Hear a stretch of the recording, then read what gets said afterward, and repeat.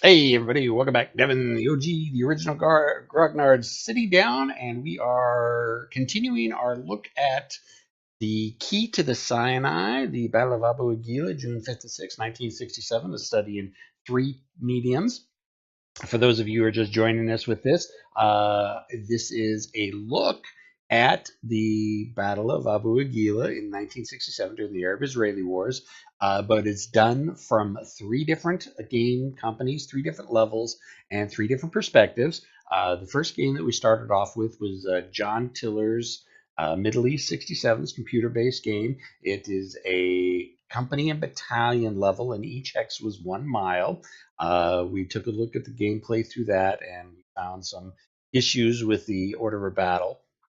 And that really way too long to get into. If you're interested, go back and take a look at the original, the first videos when I started doing this study. The second game we took a look at was Arab-Israeli Wars from Avalon Hill, their scenario S2 Battle of Abu Ageila, and that was done. People yell at me for this, but it's basically the platoon level, and the hexes were 250 yards per hex. And now we are looking at the advanced Tobruk system from Critical Hit Incorporated from ATS briefing number 1, where the scale is squad and individual vehicles and 40 yards per hex. So as you can see, we kind of started at the battalion scale, and we stepped down to the platoon scale. Now we're taking a look at the squad scale. Um, what to say? What to say? What to say? As we saw in John Tiller's Middle East 67 and in Avalon Hill's Arab-Israeli Wars, there were definite issues with the OOB. As I explained in the Avalon Hill version, I kind of think most of there were units and vehicles that were added in that weren't actually at the engagement. I think that had more to do with counter count, the actual physical, how many counters did Avalon Hill have in the game to do a scenario. There should have been a lot more T-34s and probably some more SU-100s in that one. And there shouldn't have been some other units, some the JS-10s, and I think there was one other Egyptian unit. So we kind of chalked that up to it was just working with a limited counter count, and we had to try to bring the Egyptian forces up to balance with the Israeli forces. We also saw the same issue in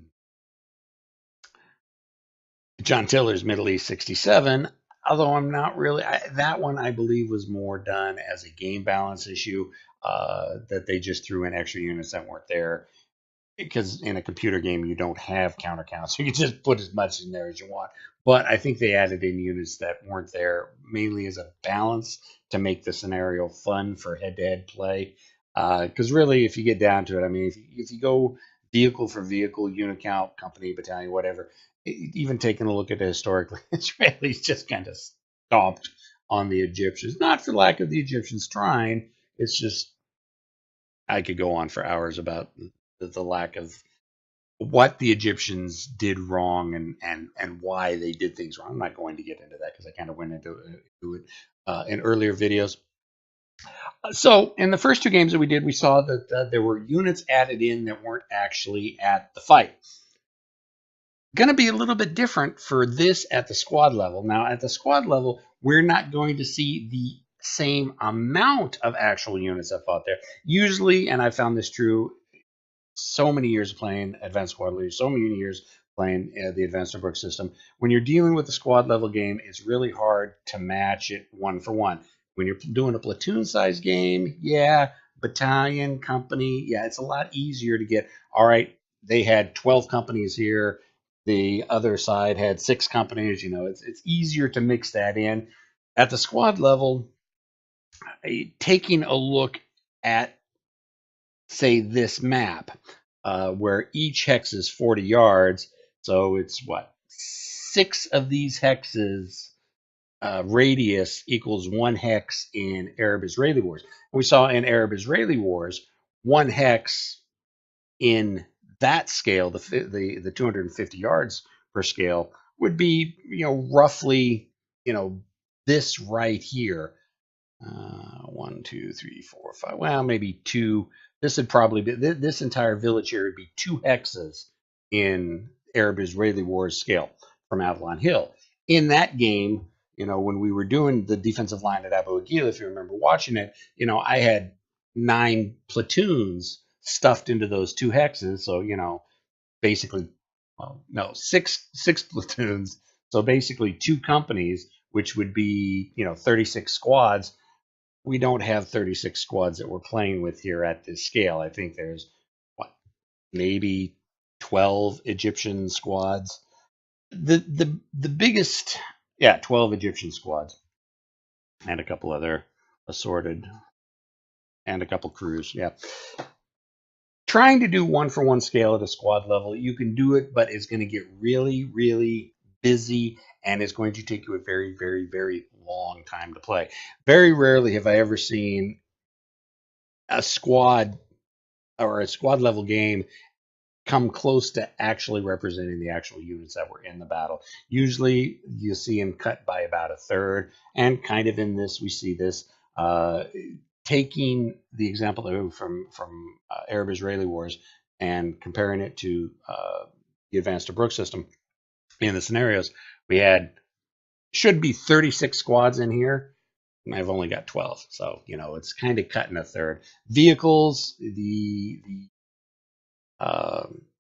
Egyptians have 4 vehicles. I mean, they got 3 T-34-85s, 1 Issue-100. The Egyptians have 3. Actually, they're like 6 Shermans.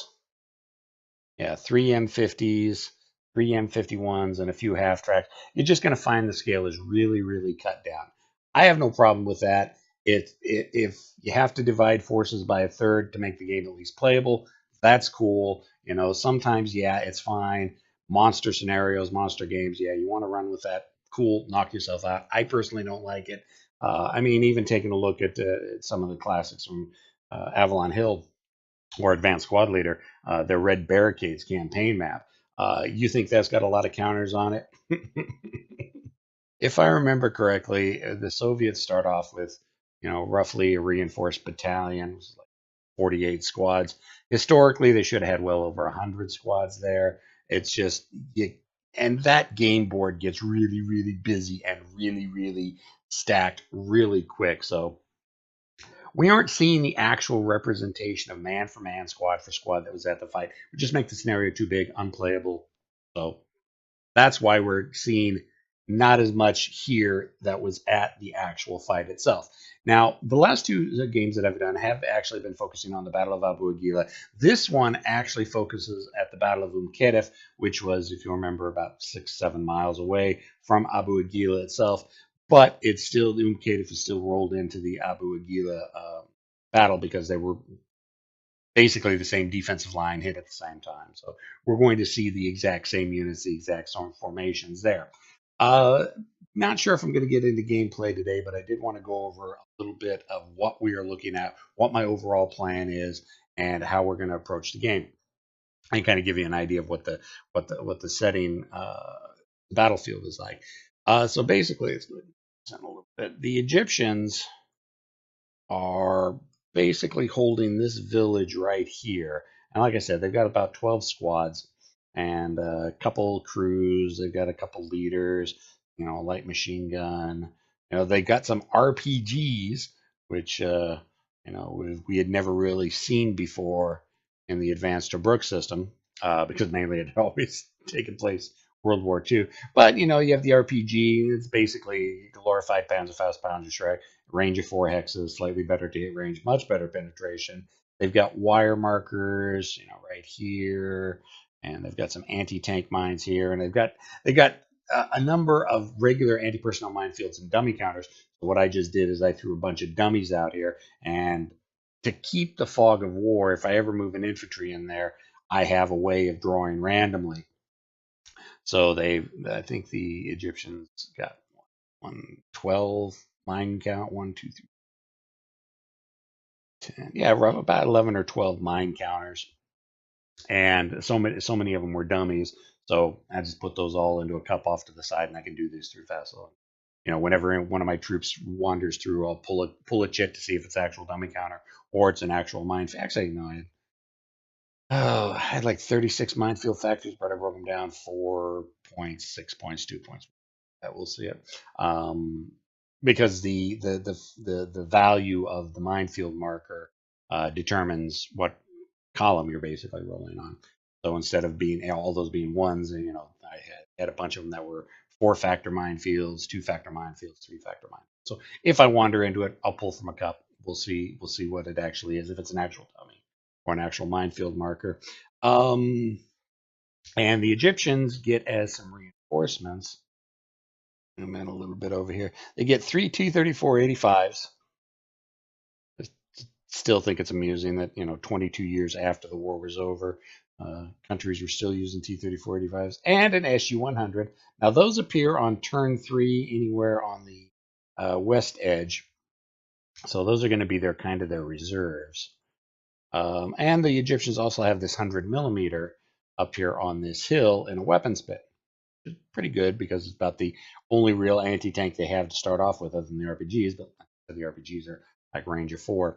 The Israelis come around from the north, south, and east boards, east side of the board. But basically, I've decided I'm going to come in from the north, and I've got some Shermans up here. These are the M51s, the big super uber Shermans, and we're seeing something we've never really seen before in ATS. This is an M3A half track. Yes, World War II M3 half track, but it's got an SS11 on it. I had to look this up. I didn't know what the hell SS11. And I mean, if you look at it, it's a pretty beefy 165 millimeter equivalent weapon, but it's got this WG and it's got a rate of fire of 3. No idea what the hell that was. Come to find out, it's a wire guided missile system. And that rate of fire 3 isn't really a rate of fire 3. You can only fire one shot per turn. It's got an ammo capacity of 3, so it fires 3 shots and is done. So there are some special rules for the wire guided SS11s. Now, the SS11s were involved at the Battle of Abu Ageila, so it's kind of nice that we got to see this weapon system included in, whereas we never saw that weapon included in Avalon Hill's version or John Tiller's version. It's just the SS11 just was a unit. Granted, there was a small handful of them scattered among the infantry formations, so there really wasn't a dedicated. Each game system decided not to have a get dedicated unit for it. But here we are seeing this unit for the first time, and we also have their main force, which I'm going to be bringing on from the east edge, is we've got a bunch of M3 half tracks, and each one of them has got one squad, a leader, and some type of support weapon, be it bazooka. I've got a couple of bazookas, so 3 bazookas. I've got a medium, or supposed to be an M19. It's supposed to be a 30 cal. I think that's a 30 cal. It's not a 50. I know that's light machine gun. And I've got some trucks, which have got some troops in it. Now, the thing about this is that each of the Israeli units has a leader with it. Lots of leaders. I don't know. I think I have like 8 squads and 8 leaders. Not really sure why the designer went that route. So basically, that's allowing me to have multiple stacks, and each one of them have the ability to rally. Not really sure what their justification for that was. I've got a mortar half track here with a 76 millimeter mortar in it, and then we've got a flail tank. We saw the flail tanks in Arab-Israeli wars, and we did see them also in Tiller Software's Middle East 67. So we've got the flail unit here. Yeah, it's also got the 105 millimeter cannon on it, so you can either shoot stuff with it or try to take out mines with it, and then a bunch of or 3 M50 Shermans. Again, all these units are represented or were representative of units that fought at the Battle of Abu Ageila and Katef, and there's no unit stuffed in that wasn't there. So it's kind of a refreshing change from the last 2 games. Victory conditions is all a victory point condition game. All comes down to what who has the most victory points at the end of the game. However, I'm not really going to go with that because there are a couple caveats that go along with it. There is victory points for destruction, but there's also victory points for controlling hex sides. Anything that's a +10 hill hex side, and for controlling buildings. Now, this hill right here is supposed to be. This is just a regular hill with a +10 around here, and then the plus 20 at the very top. This hill down here is actually a hillock. So these are only plus 5s, which don't count towards the victory points. And these 4 hexes are plus 10, which do count for victory points. And then I think it is 5 points for each plus 10 hill hexide or greater that's captured. So all these hexes right here, plus these 4 hexes right here, and 2 victory points for each building. The problem comes in is that this hill right here has over 100 victory points located in it and is worth more than everything else put together. So as the victory conditions are written, you're basically fighting for control of that hill. That's not really what the whole point of the fight was, in my opinion. It was more about the Egyptian or the Israeli forces cracking this nut right here of the village. Again, I can't speak to why the victory points are set up that way, because literally, I mean, there's like 110 victory points in here, right in this hill alone. There's like 40, no, not even that. There's like 36, 38 victory points here, and then 20 points right here, plus kill victory points. Again, if you're just going for the straight victory conditions, the entire fight is going to be centered around the hill. I'm not going to go with that. Going to go as it should have been with trying to bust their way through this village here. And, I'm going to put a little bit minor cursory concern on this hilltop mainly because it's got the 100mm anti-tank gun up there. So the point with the Israelis, what I'm going to do is that most of the forces are going to come kind of down this road and along the northern part of this hill, and going to try to break through, kind of envelop and push our way through. The armor up here is going to take on and tackle that gun. Hopefully they won't get caught. Not many of them will get destroyed. And then these tanks will set up, and the wire guided missile will set up and prepare for the Egyptian reinforcements that are coming on turn 3. And I think the game is 8 turns long. So I just wanted to get this out real quick. I know it's been a little while. For some reason, my mind is all over the place today, and I just can't focus. So I don't think today would be good, or at least right this instant would be a good point for me to actually start playing. But I did want to get this out, kind of show everybody where we're at by looking at the 3rd installment of our tactical study, I guess you could call it. And I also know there's a lot of my ATS fans out there, guys who would really wish I would just focus on ATS. They're a small but vocal minority. So I know a lot of my ATS fans will be happy and ecstatic that I get back to ATS, especially with something that we really don't see a lot of much gameplay in. And that's all I got. Questions, comments, concerns, complaints, criticisms? Where's my button at? There's my button. If you can, don't get blinded by my shaved head. I'm talking to everybody later. See ya.